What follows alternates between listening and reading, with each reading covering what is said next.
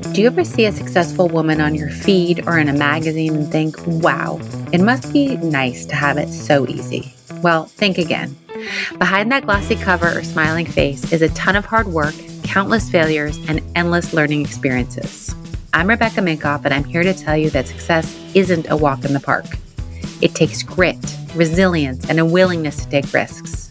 That's why I created Superwoman, a podcast that peels back the varnish and gets into the nitty-gritty of what it takes to make it as a woman in today's world. From luminaries and game changers to women you've never heard of but should, this podcast is here to inspire you to take your next leap, no matter how daunting it may seem.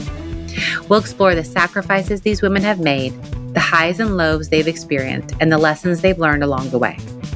So if you're ready to be inspired and learn from some of the most successful women out there, join me on Superwomen. Together, we'll uncover the stories behind the successes and prove that with hard work, determination, and a little bit of luck, anything is possible. Hey everyone, you're listening to Superwomen. Today's guest is a very good friend of mine, Lizzy Mathis. I have known Lizzy for a long time, and what I've loved about her is her honesty, her enthusiasm, and her kick-ass attitude. We go deep on why she started the Cool Mom Co., her podcast, and what she does to ensure that moms and anyone who might even be considering having kids can learn from each other, this incredible community that she's built, and how she has managed to keep the flame of romance alive as a mother of 3 kids. So much more. This one is definitely like two ladies just talking that you get to overhear the best of the best. So take a listen. For those listening, this conversation is going to probably sound friendlier than most because I consider Lizzy one of my nearest and dearest, even though I don't get to see her very much.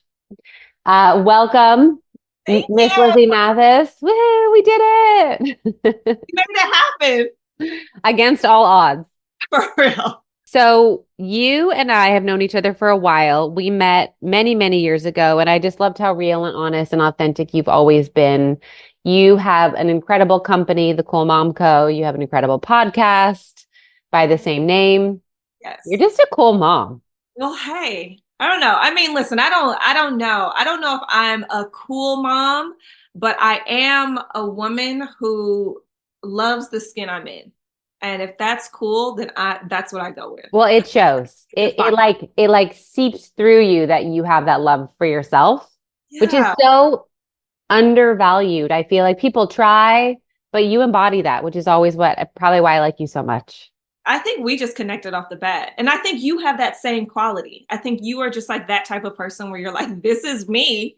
There's only one. You take it or leave it, love it or like it or hate it. Either way, this is still just me. Yes, but I will say 15 pounds thinner. I do love myself more right now. You look amazing. You've always looked amazing. Oh. I've been this woman who's like, you are never afraid to wear a mini skirt. No. If you got the legs, you got to show them off. It's, you know, I got to that about you. I'm always like, oh, Becky wears it. She does. Well, thank you. I feel like I want to show you legs so I can distract you from the fact that I roll my boobs up into my bra like a pancake every night. Whatever you call it, whatever you call it. Okay, so let's start the early days. What inspired you to launch the blog and then turn it into a podcast? Yeah, so I mean, listen, the site for me was just it was a way for me to get all the things that I thought were missing in the world of motherhood out, right? Like it was a place for me to explore, show. When I was pregnant with my first, I struggled to find sites that I feel like still embodied everything that I wanted to be as a mother. Mm-hmm. I still didn't want to lose myself. I still wanted to be what I thought was like, on trend or cool or, fun or whatever. And it took a while for me. Like in the beginning of motherhood, it took me a good 2 years to kind of get back to who I was. I think I got so lost in just being all mom all the time. And that was my only focus. And a lot of women say this, like, on my podcast too, I've interviewed so many women where they're like, it takes them such a long time to get back to who they were, to find that rhythm of who they were again, because you just get so lost in the new motherhood role that you forget that you have interests as well, and that you have passions, and that you love this. And I think for me, this was in the beginning, just a way for me to like get all those out, because it took me so long to get back to me. And then I started to realize that there weren't really a whole lot of diversity driven, all inclusive spaces for motherhood. It was mothers who had blogs or had sites, but they didn't look like me. Right. And they weren't talking about the things I wanted to talk about. It was like either one or the other. You were either super, super like, you know, boho and like super, super like green and super, super like into everything natural, or you were the total opposite and you were just super, super bougie and super, super, I need this high end. Has to be this. And my baby bassinet has to look like this. And there was no middle ground where you could still be sustainable and eco and care about natural things, but still like aesthetics and still want it beautiful and still be cool. And so for me, that was like a place for me to bring that all together. And so that's how it started. And then once I got into it, I was like, wait a minute, I really like talking to people. Like, I just really like, hearing their stories. And every woman I talk to, from, meeting them on the street to events to whatever it is, every woman had such a story that I would learn from. It would just be a little nuance that I would take away, or a little something that I'd be like, oh, that's so interesting. Like, oh, I love that. Or I love how she did that.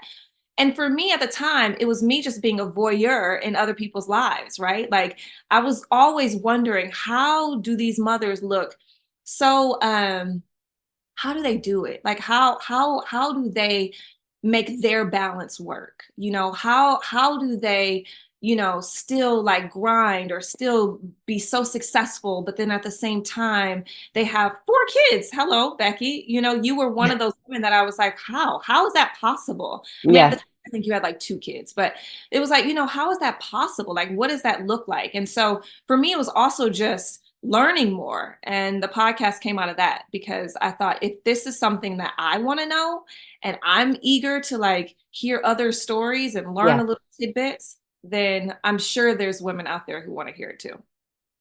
It's funny you say you wanted to know how others do it, because I feel like we are never not asking someone how they do it, right? Like there's always like, and it's a question that to me never gets old, Mhm. and doesn't matter what the answer is. It's like we're all seeking some magical answer of like, oh, that's how you do it. But I don't know that I don't know that we'll ever find it. I don't think we'll ever find it, but I don't think it's meant for, I also don't think one person's story is meant for us to mimic. Right. I do think that there is like, and you and I have talked a lot about this too. It's something about like this village, right? Like community and village. And I think that shows up differently in the world of social media, in a world where online everything is so open to you. Yeah. So it shows up in the space of, okay, I can take a little bit from you. Like, I love that, how you breastfed your kids. And I love that Um, you know what I mean? Like, I love that. That's a part of that I take away, right? And I did the same for me and my babies. But then I also love how someone else does something else, like, maybe makes their own baby food. I don't know. It could be anything. Or how they, ask for help when needed, or how they do a meal train in the beginning of whatever it is. I don't know. So it could be anything, but I love being able to take from several different sources to now make it my own and what I deem as important for me. yep. So what did you do before you started this all? Oh my God. Life before all of this. So Yeah. I modeled and acted for a very long time. Like, Oh that my God. was, so I went to Northwestern and I came out of there, and I had an opportunity to model. And so I was like, do I go start a job, or do I travel the world and model? And I was like, I travel the world and model. And I was just so excited, because once again, it threw me into so many different places where I got to just meet a ton of people. And I don't think I've ever met a stranger. I just love like talking to people, learning about people, and I think getting to know other places. And so that's what I did. And so for me, it was a matter of, not only was I thrown into different cultures and different, ways people lived, I was able to just really see the world in a different way that I hadn't seen it before. And I loved it, and it was great. And I lived in New York for like 10 years, and that was my life. And And you did you meet your hot husband when you were modeling? we met as models, yes, but Okay. not Okay. when we were modeling, but we met as models. Okay. So yeah, we modeled in New York for years, and that was like, that's where I feel like I became a woman, to be honest with you. And so that was the beginning of my whole career. And then from Wow. there, it just skewed in all these different ways. So let's go into the SKUs because we only talked about the site and the podcast. You correct me if I'm wrong, you have a production company that you Yeah, work on projects with. yeah. Uh, and you also are on fucking TV with Jess, Yes. Yeah. Honest Renovations. Yeah. So was It's this a slow expansion or were you like, this is all gonna, we're just gonna, when everything happens in your life, it feels so slow. yeah, I'm the type of person where I'm always like, okay, what's next? Even now, I'm like, great, podcast is awesome. I love the podcast, full force. What's next? you're Show gonna is, come on, be a reality show TV star with me, a different slice. I'm like, what's next? That's always who I am. So for Yeah. me, everything is a slow progression. That's just how it feels, right? In hindsight, everything preps you for the next. For me, I feel like it was interesting because traveling the world at a young age and being so busy, being on planes 3, 4 times a week, it I was always moving, but that prepared me for what came next, right? That prepared me for being able to do a home design show with my best friend, where I was able to bring in elements of different places I've seen. She's able to bring in all the design, elements that she's, learned and loved along her journey. And like all the things just prepare you for the next. So it's wild. It feels like such a slow burn, but at the same time, every moment was necessary for the next. What do you think has been a skill that you've had to utilize because you're switching what you do in your brain to different contexts from producer, talent, interviewer, Yeah. entrepreneur. So how have you sort of evolved that skill set? Because sometimes, like when I started the podcast, I fell flat on my face because I didn't know what I was doing, right? And it took a while to figure it out and to find Yeah. success. I think that's the well, that look, but that's growth, right? Like that's where you have to stretch yourself. Hmm. I think that people look at you and they're like, "Oh, you're only a designer." Like Right. that's right. You're only a designer. That's all you are. And I think that we are all so much more than what people think. And so for me, I think putting on the different hats was natural. I've always um I've always done things where like, and so in terms of producing, right? I've always been creative. I've always had ideas. That's just an idea coming to life. And so I think I learned very quickly how to spot edits and how to, be able to speak, how to communicate my thoughts more effectively when it comes to like on screen and what I like and what I don't like, how to help put the story together where this doesn't flow and this does. Yep. And so that was a skill that I had to tap into. But at the same time, doing video and being a part of like, being an actress and all that stuff, you learn that along the way so much that you don't even realize that it's in your backlog, right? Like now it's just time to bring it forward. And so that's what all of it is. And so the skills of being a producer, the greatest part about Honest Renovations was that we not only did we create the show, we produced the show, and we also hosted the show. So for us, we were in it from nuts to bolts. And I think Hmm. that when you are a part of something from the beginning to the end and to the final product, it's much easier. It's much easier for you to kind of be like, no, that's not how I saw it. Or, okay, this change is a good change. I can see that. Or this doesn't really go with what we are originally the concept of the show or how we have pivoted or anything like that. So you kind of know. So that comes naturally. And then as an interviewer, it's funny because when I woke up this morning, I was like, oh, it's gonna be kind of nice being on the other side. Like No letting pressure, right? You just have to answer the fucking question. It's so much easier. it's so much easier. But as a podcast host, right? it reminds me a lot of acting in the sense of not being someone else, but in the sense of when you are on set as an actor, you have to be so tuned in the response. Everything is about having a natural reaction and response, right? So even though you're saying lines, part of being an actor is you have to be so tuned in and locked into what you're doing and who you are in that moment and who your character is and who you're in a scene with. In podcast hosting, right? It's the same thing. You have to be so locked in right now on what I'm saying so you don't miss a beat.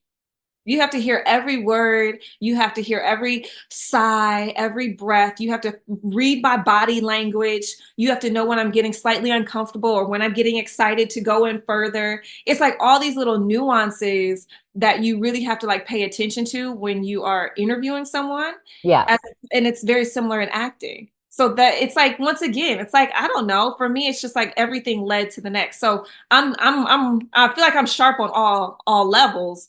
It's just a matter of I get to play all day. I get to podcast host, and then I get to go do this, and then I get to go unscripted and design, and I get to, it's just fun. I wake up and I'm like, damn, like I could be doing something totally different right now. But this is what I get to do today. Great. Great. I had the exact same thought 2 days ago. I was like, oh, the things I'm complaining about, someone would be like, so lucky to have that, like, oh, I have to get my hair and makeup done again because I have to film, I have to film again. I have to do a photo. It does get exhausting though, I will say. Like even as a model, I remember coming home and being like, I just don't want to be touched. Yes. Like I'm tired of being touched. Like everyone touching me all day. I feel like my body has been basically a prop for everybody else. I'm done. Like don't touch me. Yeah. Don't even, like lean on me. I don't want to cuddle. And so I understand that though. I think that listen, gratitude is something that I'm working on because I think I've always been grateful, but to practice gratitude is something to a whole nother level. To wake up and truly believe and be thankful in where you are and what you have in life, I think is a skill set that a lot of us could lean more into. Yeah. So I'm practicing that. So gratitude is something that I think is very important. With that being said, I do think we are all still allowed to have complaints and discomforts within our world. I think that's a natural part of being human. We can't just be like robots, like we talked about. We can't just be robots. Okay, I'm here. You have to still allow yourself to be human, and I think that's part of the human experience. Yeah, I 100% agree. Then I think sometimes we feel like we're not allowed to because it's like someone is suffering far more than you or doesn't have what you have, or there's a war going on, or, and then,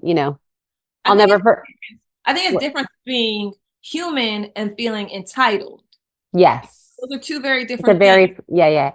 Human emotions, but being entitled, not understanding that, like just it's your right. Right? Like, I don't think it's that. I think it's still being like, there's a difference. Yeah.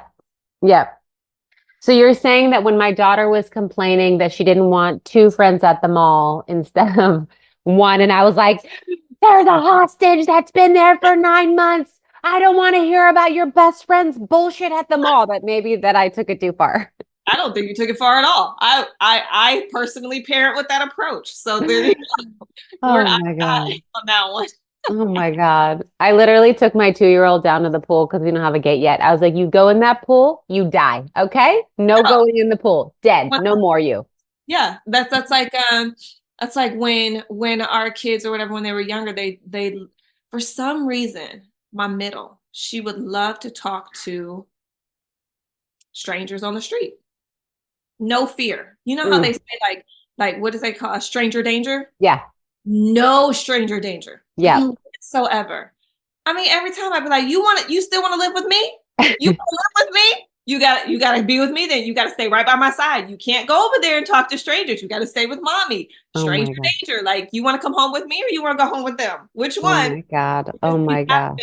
I don't know. I think sometimes we shelter kids too much. Yeah. Where they won't understand the realities of life, right? Like the real. Like, I'm not saying they have to get into the depths of like everything at a young age, but I do think that, like, for me, I want my kids to know that life is real. Like, this isn't just this little bubble that you live in, and you go to this little private school and all this, and everything is hunky-dory and everyone's so happy and we're so that's great. And I'm so happy you have that as part of your life, but understand there's a whole other side Yeah. of life as well that people don't always experience. Like, I think it's important for my kids to get the real. And I'm Yeah. here to tell them. I really am. Because that's just, I don't know, it's not how I was raised, right? Like, I wasn't raised in this bubble.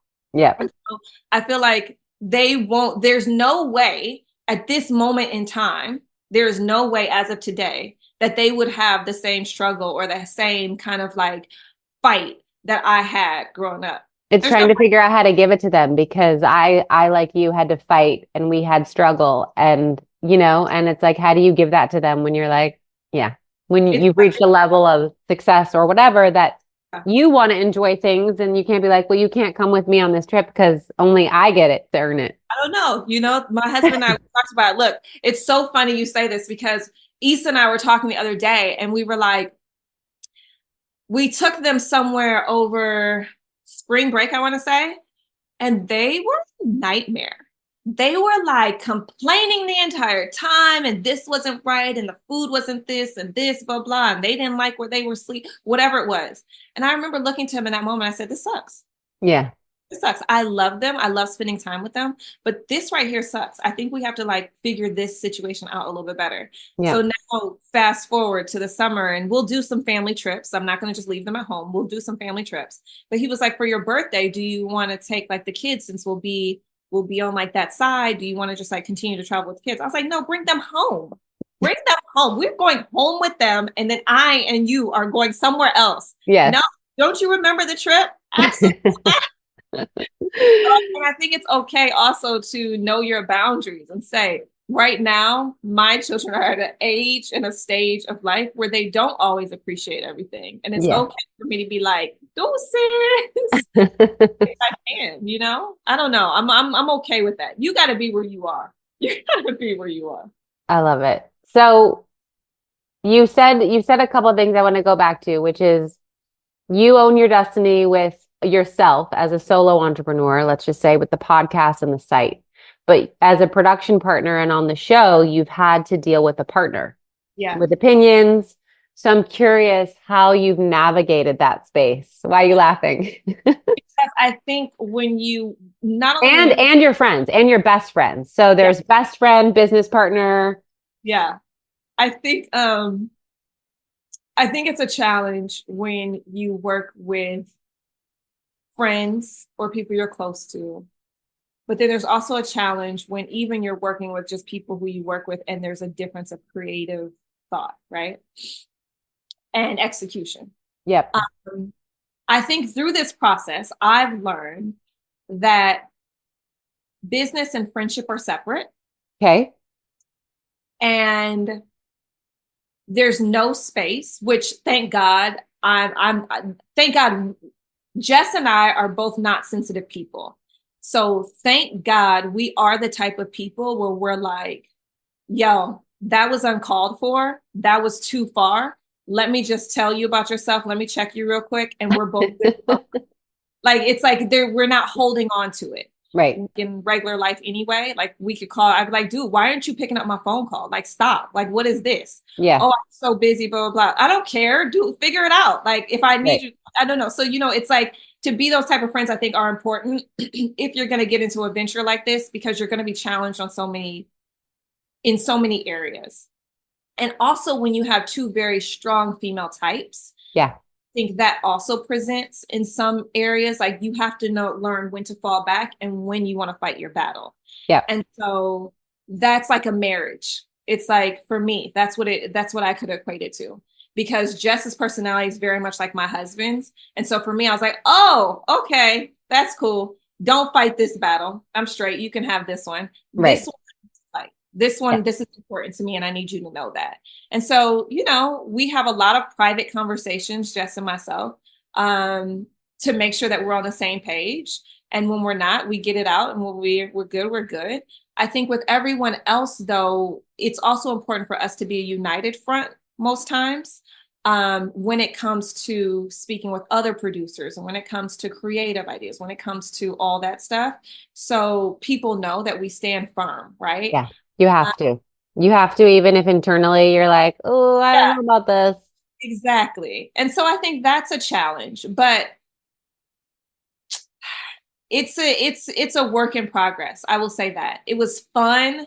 It's always a good time. I think working with someone that you love, you're so much more invested in the project too, Yeah. because you want to get it right for them, you want to get it right for yourself. And I just think you have a lot more fun, you care more. And so that's fun. Also, what we're doing homes for families. And so for us, we have a very vested interest because we're both moms of three and we have families. And so Yeah. we know how important it is to get it right. So there's a lot of different levels, but it does take it's a learning curve. I'm not going to lie. It's a learning curve. So what do you think, you obviously have four incredible things going. I'm sure you're planning more. Um, or is your thing to say, let me just focus on these four right now? I'm always planning more. Okay. But with that being said, it's funny because my husband just told me this literally last night. He was like, Lizzy, I think you need to slow down. And I was like, well, what does that mean exactly? He's like, I think you need to let it settle. Like, I think you need to slow down and let it settle, not necessarily stop what you're doing or your moment, like where you're headed and your momentum, and your thought process. But I think you need to allow yourself a little bit more time to focus on things. And so for me, I'm quick to go. I'm quick like this. Like, so every day there might be 4 or 5 things that I'm tackling, right? I think his idea is just like, hey, why don't you spend a week tackling one thing? Yeah. Keep tackling one thing. Do you And then, just tell them I'm not built like that? You're like, thank you for that advice, but that's not how I work? but you know what's interesting? I think I am built like that. I think I forced myself to be this because you have to be, right? You have to be able to like jump from here to here to here to here to here because that's what our schedules do. You're constantly out doing events or networking or doing this or at things or supporting people or doing your own thing, yada yada. Or I'm podcasting and then I'm doing this and then I'm shooting a show and then I have to turn back around and now do this meeting. And you're constantly built like that, right? That's how we're forced to operate our days. Mm-hmm. But I do think that there is something very special. And I think I am the type of person that really thrives in a tunnel focus, a tunnel vision environment. So I love to be narrow focused. I love to just put on my blinders and focus on one thing. I think I'm just not always allotted that opportunity. But what if you just change the whole way in which you operate and you focus on one thing at a time? Are you going to knock things down quicker? And that is a challenge I'm willing to give myself. I admire that because I'm like literally like I have my to-do list and I go to do it and then I'm like, oh, but I have to do this. Like I feel like I get these jerks I that I know. just am That's like, how I feel. I feel like I'm constantly like a little like a squirrel or like whatever. What's the things yeah, where you uh, off the next yeah, thing? yeah, Especially when you have so many people asking you everything too. So people come in, they'll ask you about this, they'll ask you about that, then they'll ask you about something totally random. And so you're jumping around and your brain is constantly shifting, boom, boom, boom, boom, boom, onto the next. yeah. There has to be something in that where you're not getting the best out of yourself, or at least for Right, me. I feel like right. I'm best, fullest potential out of myself because I'm constantly jumping around. Like if I can focus on one thing for a longer period of time, even if it's just 48 hours, imagine the type of growth I would have in that one. Let me know when you do that, okay? I am, girl. I'm gonna keep You'll just see it. You'll be like, Lizzy, dang, you're already that book is already out. Oh my What? God. She just won an Emmy for Wow. incredible television. What happened? 48 hours is all it took. Exactly. Exactly. So now let's turn to the personal life. You are a mother to three. Mhm. We're not going to answer the balance question because we know that balance doesn't exist. But how do you sort of focus your time and energy, and when do you turn off to be mom? Not that Yeah. you can turn off to be mom because you're probably scheduling their entire lives while you're at work. But Now we just broke into summertime, so I'm just like, ooh, here we go. yep, here we go. Um, All right, so how do you do the quote unquote balance? This is something that I love to ask everybody else, right? Because balance doesn't exist. It is different every day, I will say. When school's in session, there does become a little bit more routine. So my kids are a little older, so all of them are in school, thank goodness. So I'm not dealing with like babies at home and like that sort of thing, like juggling, like, help and where does this and all that, which was very difficult for me. I will say that was hard for me. Which part? Which part of it specifically? It was hard for me to, because I have so many things that I want to do, that I feel like I'm in this belief. And I think this is a shift that happened to me. When I first became a mom, like I said before, for 2 years, I was like all in. I was just like everything revolved around my daughter. And I think I got to a point where I was just like, whoa, I love her so much, but she can't be everything. She cannot be my everything. I can't just live for this being. Yeah. I have to find something for myself again. And so when that shift happened, I swear it's an unlock that never went backwards. It's an Okay. unlock that happened and clarity just like flooded through for me. And what I mean by that is it's just in that moment, I realized that in order for me to be the best mother I could be, I had to be happy within me first. To be happy within me, I had to get all these ideas and ambitions out. They had to flourish. They had to fly. They couldn't stay locked inside me. And so I think when that happened, that shift, I became like, okay, how am I going to do all this? How am I going to make sure that I'm still making my dreams and my passions and my creative like realities come true while I have this baby? And And even if she was two at that she point. was she was two, and then one, and then right, and then what? A year later, I had another one, and then 3 years later, I had another one. Yeah. I think that was difficult for me with her, and then with Nyla when my second came. I think Yeah. that was always just feeling like, because then I was busy. Yeah. Now it was, I was traveling again, and now I was working all the time, and now I was this, and now I was doing this, TV show, and now I was blah, blah. And so then it became like very active. And now it becomes, okay, how can you be, especially to small children, right? Like, how can you be a present mother, feel like you're not missing the moments, and still be the fullest you? And Mm-hmm. that was it. That was hard for me at that time. I was trying to figure it out, right? And I think what happens is you lean into your village. My husband and I were really great at the juggle. Like, we were really great. All right, you take this one, I'll do this one. All right, you got this, I'll do this. We were really great at like figuring out who stepped in when. So there was always a present kind of parental figure in the vicinity, right? And now I think when I talk about it, it's a little bit more, it's like, it's less stressful for me. It's a little bit more of an ease for me now. Now I just realize there's ebbs and flows. How did you get okay with I'm going off to pursue something really exciting, but I'm leaving my kids, and that does I still have discomfort with it. And maybe you're okay with the discomfort of it. No, I think that's what it was. I think they just aged out. I think it just aged out. And I think that for me, what settled me in it was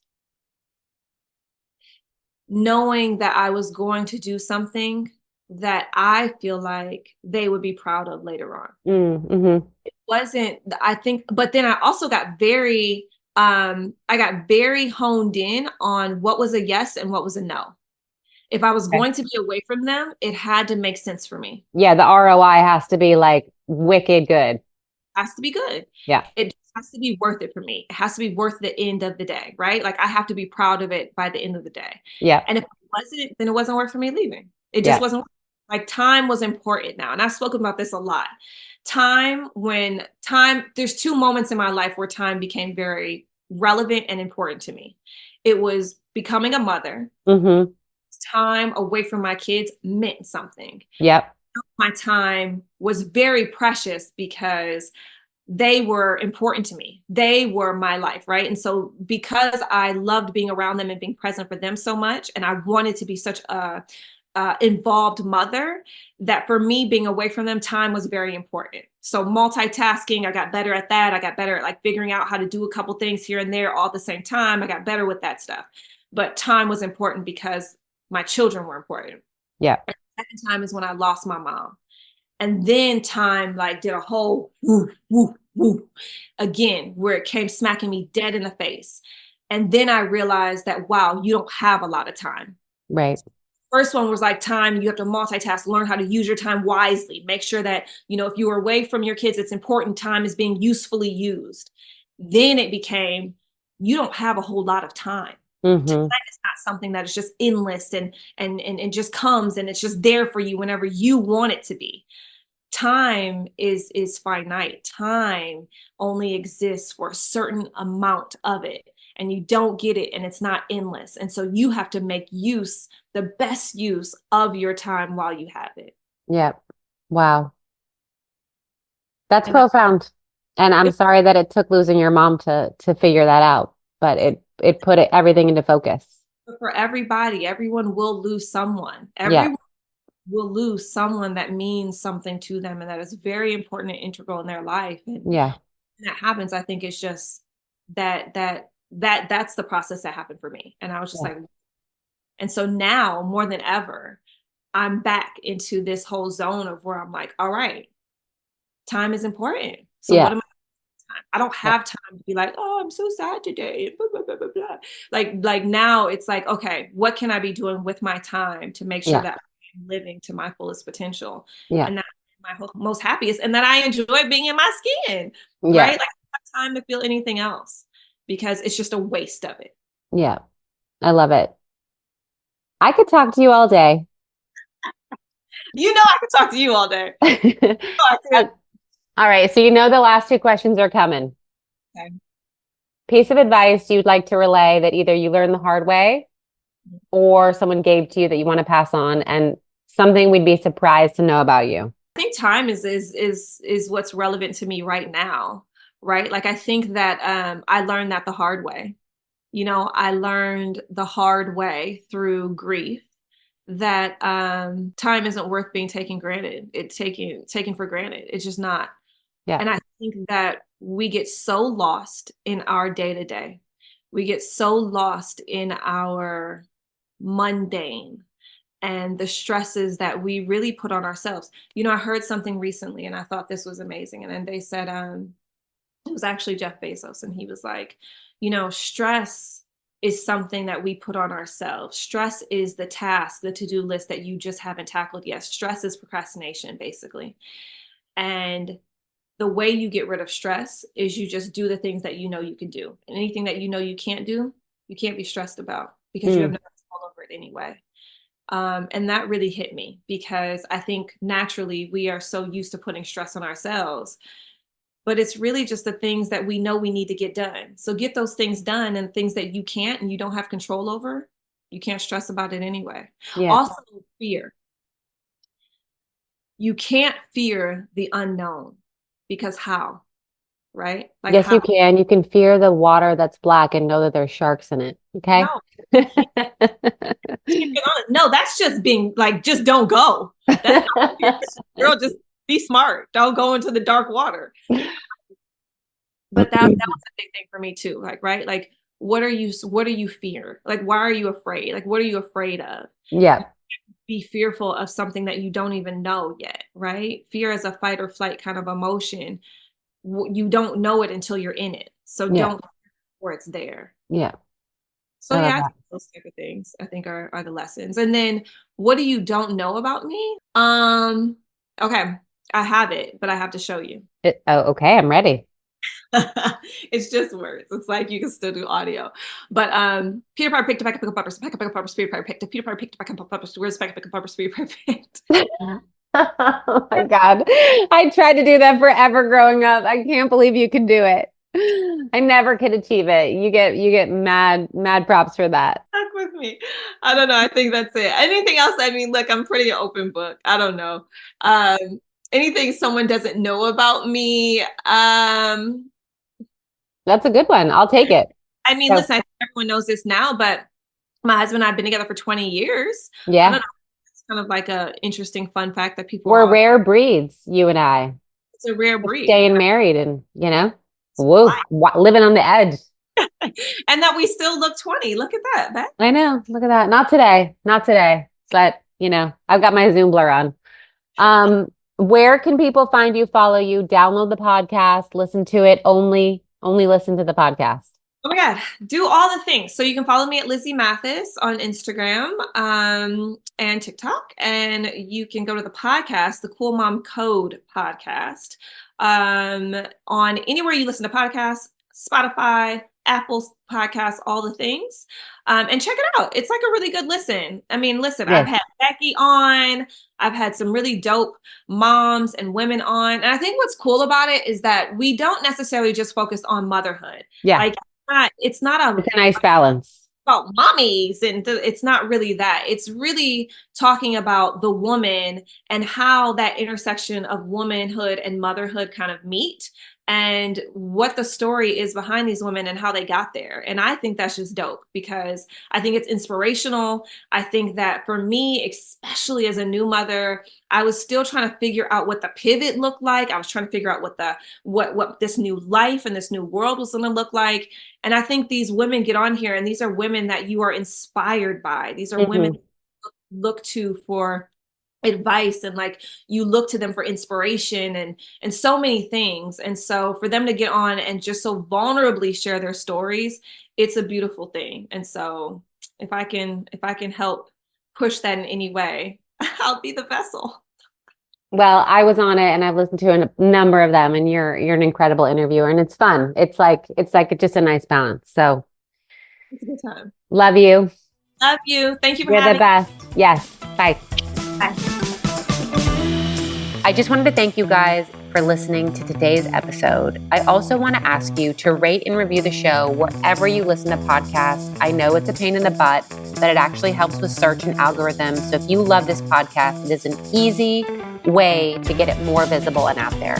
I also want you to follow me on Instagram at Rebecca Minkoff, at RM Superwomen, and be sure to check out my book, Fearless, The New Rules for Unlocking Creativity, Courage, and Success. Thank you again, and you will hear from me next week.